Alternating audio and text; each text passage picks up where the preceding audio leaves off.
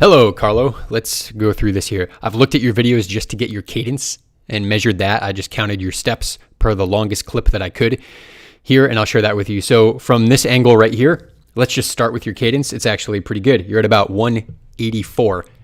And with a short clip, it could be off by like a little bit, but it's safe to say you're over 180. This is pretty good.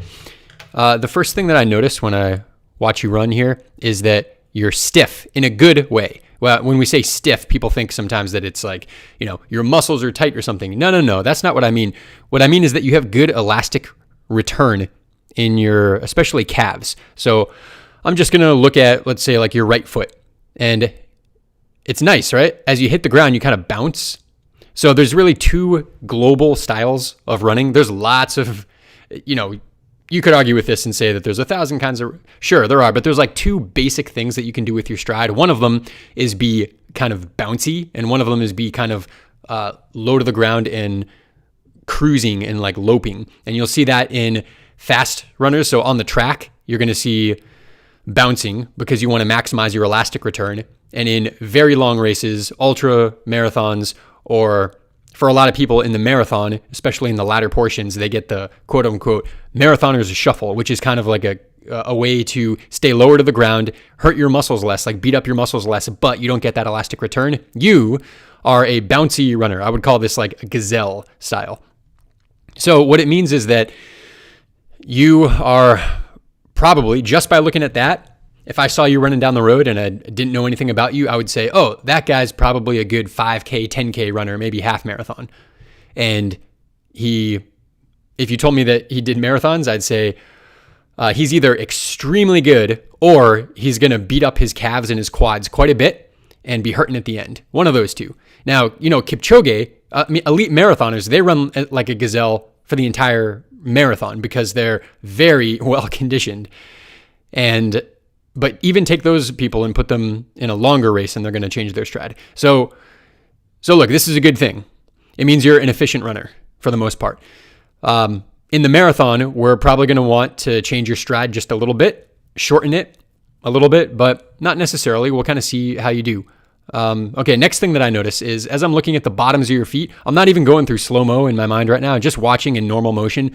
I'm seeing your right foot, it appears to me as if you're rotated at the hip. And the reason I can kind of see that is your right toe, instead of pointing down at the treadmill, is pointed a little bit out towards the wall. So instead of down at 6 o'clock, it's at like 5 o'clock.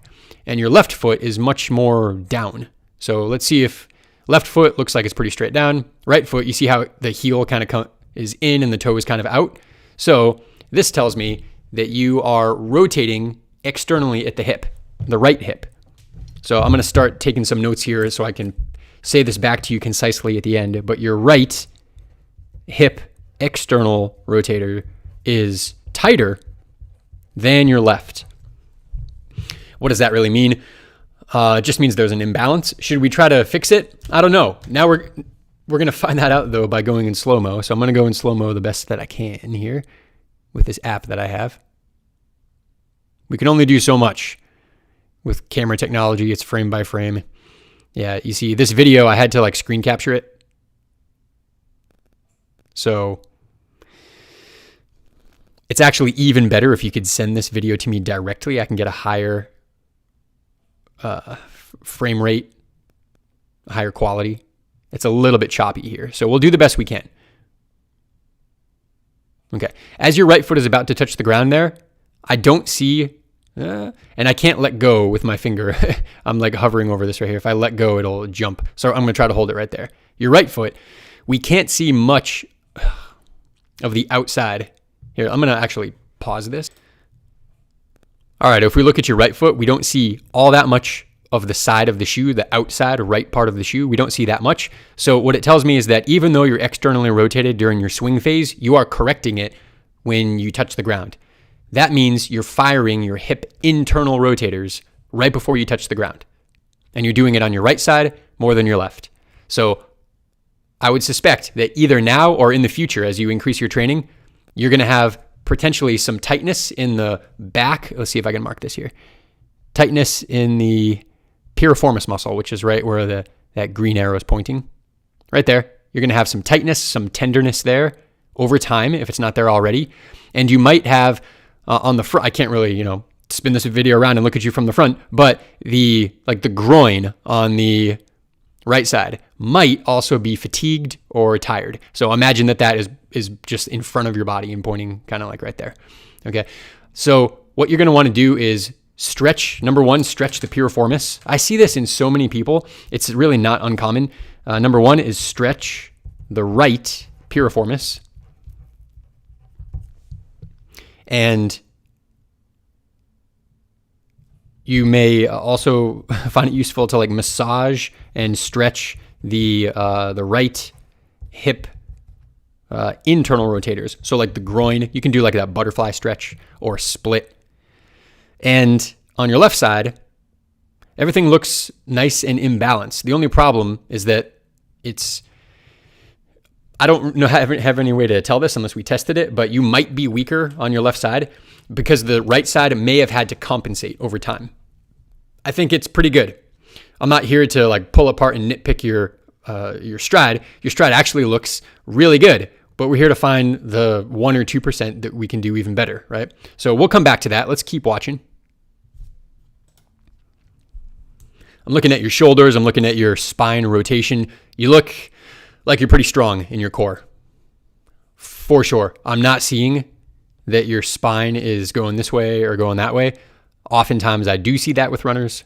I don't see it with you. It tells me that you've done some work, probably weightlifting, and doing some core and doing some shoulder exercises. I know that that's an issue right now, but in the past, you've probably done, it's like you almost look like a well-rounded athlete, like a military guy or something like that. It's kind of what I'm seeing.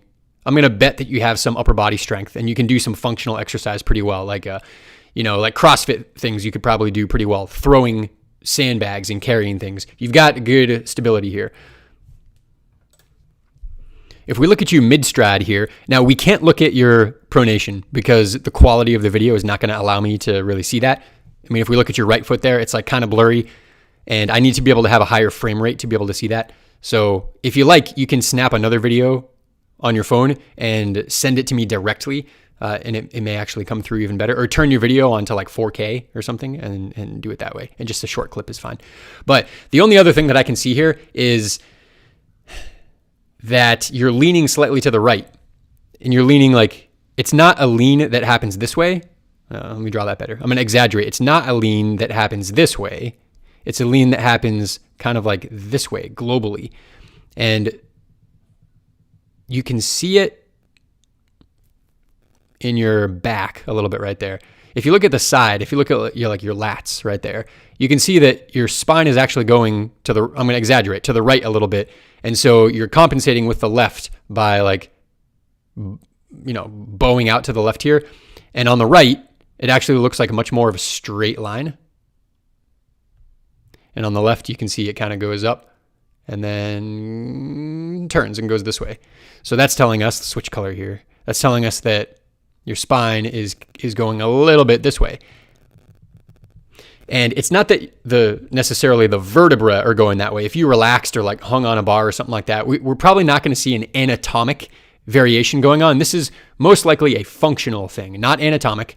So you don't need necessarily chiropractic or joint mobilization. There's probably nothing wrong with the joints. This is muscular, and this is a movement pattern that's been established over a long time. So I'm trying to think of the reason why you might do this, and this is a guess, but the most obvious guess that I can come up with is that you're favoring your right side. You're putting more force into the ground on your right side because you're more stable on the right side. Notice how there's a straight line through your whole right side all the way to where you're putting force into the ground. Now, that's a really great position to be in order to exert force into the ground and stay stable. If there were curves throughout that line, then I'll switch, let's go back to blue here. If there were a curve, then the force wouldn't be transmitted straight up. The force would have to go this way, then this way, then this way, and you would be losing energy up the kinetic chain, and we don't see that. On the right side, it's super efficient, which tells me that you're really powerful on the right side. On the left side, yeah, this is perfect. I wasn't sure if I was going to see this, but on the left side, you can see that it's not straight. It goes this way, and then I'm exaggerating a little bit here, and then out this way. You can just see that you can see your spine too. Look at the spine. It's going in the lumbar, it's going this way, and then it shifts and goes that way. See that? So that tells me that you're getting less power on your left side of your stride. It's almost like a limp. So I wonder if you've ever like hurt your left side in your foot, in your ankle, in your knee, in your hip, or in your back, really anywhere right there. Have you ever had a significant injury there? I'm curious. I wonder. It could have been a long time ago even. And you can see how this manifests up the kinetic chain. Let's look at your shoulders. Shoulders actually look pretty good. Look at that. You're not, I meant to draw a straight line. It's hard to do on the phone. You look pretty good, pretty level right there. It's not that much of a problem, but you can also see that you're compensating for that by, check this out, your left arm, your left elbow is sticking out, and your right elbow is not sticking out nearly as much. And if we watch you run, see that now you're on the other foot, and we're just doing this to cover our bases here. Even when you're on the other stride, your left arm still sticks out, and your right arm much less so. So you're running asymmetrically. And the reason, oh, this is good. I love this. The reason you're running asymmetrically, and I don't know what the cause of it is, but I can tell you internally the reason. The reason it's asymmetric is because of what you're doing with your spine, and you're leaning over to the right. Why are you leaning to the right?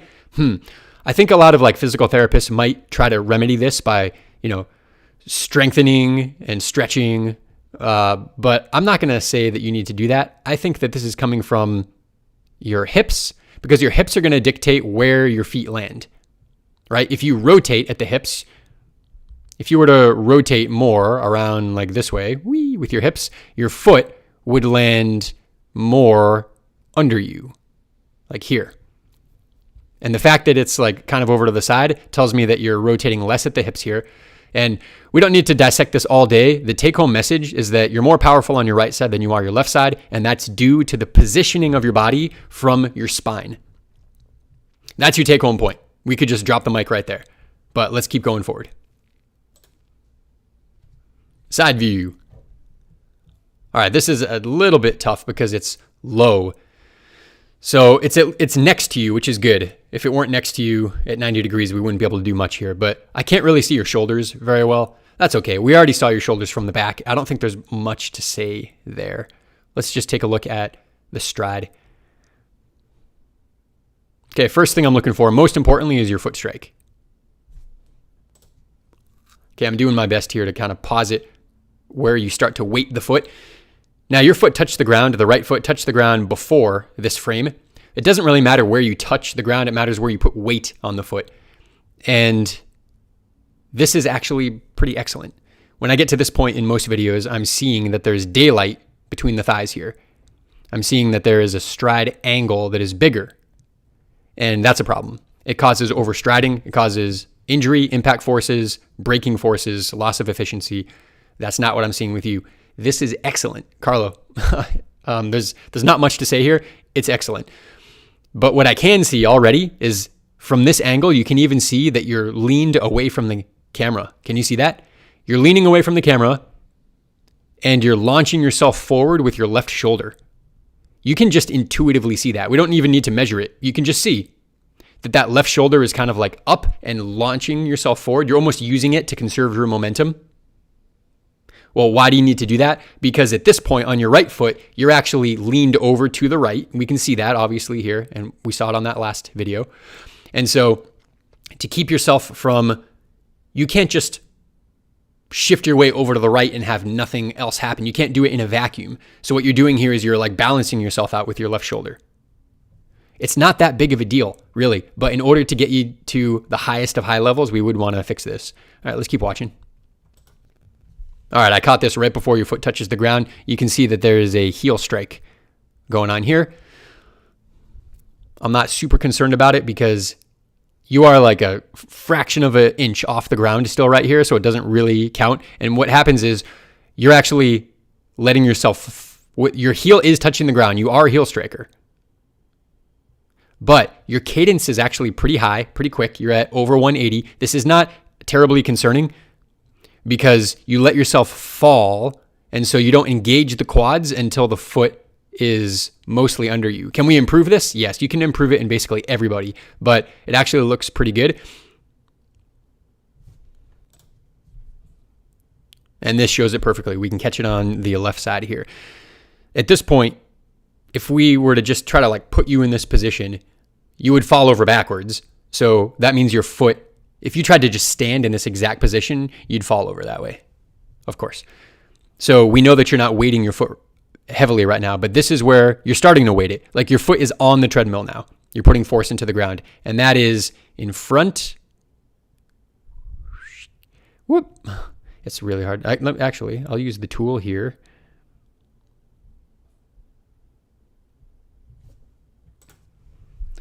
All right, there's a tool here where I can just draw a straight line. And what you can see is that your center of mass here is behind this line. Now, it's always going to be behind this line. Otherwise, you would fall over. But this gap right here is what we want to minimize. And the way you're going to do that is dropping your foot down even sooner. And for most people, I would tell them different things than you, because you actually have a really good cadence. The way that you're going to want to do this is potentially through footwear. Now, I can't quite see. It looks like a Saucony that you're wearing. I can't quite see what shoe that is. Huh. I can't quite tell. Write back to me. Comment on this video. Let me know what shoe you're wearing. I suspect that you would do better in a more minimal shoe. A shoe that has even less of a drop. I don't believe this is a zero drop shoe. I don't recognize that shoe. It's kind of blurry, but I know my shoes pretty well. It looks like there's a heel on there. And so by getting into a lower drop shoe, it's going to do the work for you. It's going to allow you to land more on your forefoot. If you do that, a couple of things are going to happen. You're going to get even more efficient. Your stride rate is going to go potentially even higher. It won't go that much higher. You might go up to like 184, 86 or something like that. But you're going to actually maximize the strength that you have is that elastic recoil in your tendons. You're that gazelle kind of runner. And so you don't need to land on your heel. If you land on your heel and you're a gazelle runner, then you're just robbing yourself of the best thing you've got going for you. You've got like these really strong calves, these really strong plantar fascias and Achilles tendons. Let's use them, and you're going to do really well. And over the longer distances, what we need to do is just make sure that we hold you back early on and use pacing as a tactic, because we want to keep you as fresh as we can for as long as we can. And that means don't run a positive split. It means negative splitting that's the way to run fast for basically everybody across the board. But for you, it's really going to be the way to run fast, because it's going to conserve your ability to maintain that natural kind of gazelle run that you do. And the later you can do that into a marathon, the better off you're going to be.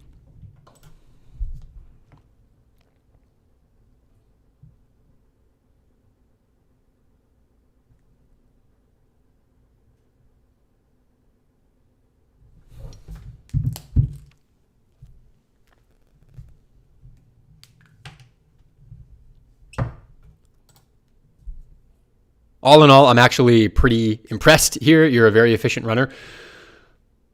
The one thing, I brought it back to this frame here because this is the one thing. Look at your spine. Look at your shoulders. Look at your hips. The main thing that you should be able to see here now is that spine is kind of going off to the right, this way, and then coming back over this way. Exaggerated there, of course.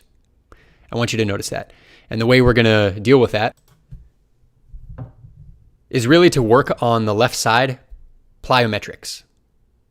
So plyometrics are bounding, skipping, jumping, one-legged hops, things like that. Things where you have to touch the ground and get off the ground really quickly. So you could get up on a stair and you could jump down off the stair and then jump forward, or you could jump down off the stair and up onto the stair. I'm visualizing that you would have a stair, like the final stair before there's a flat in front of you, and you put your back to the stairs and you get on your left foot, get on the balls of your feet and jump down off the stair and land on your left foot only, and then bounce forward from there and like basically jump. It's called a depth jump. It's just very small because it's on a stair. Things like that, or jump rope. And if you jump rope with both feet, there's going to be a general training effect that you're going to get from that. That's good. But if you want to correct this imbalance here, you're going to want to skip rope, not jump rope. Jump rope is on 2 feet. Skipping rope is like alternating, right, left, right, left. If you do that, I think you're going to find that you don't feel nearly as stable when you're on the left. And that's okay. That's what we're trying to work on here. So skipping rope is probably going to be very good for you. And finally, I'll leave you with this. I think there may be a blessing in disguise here. So you've hurt your shoulder. I believe it's the right shoulder, isn't it? So if you're going to do kettlebell swings, which you should do, you're going to do them one-handed with the left.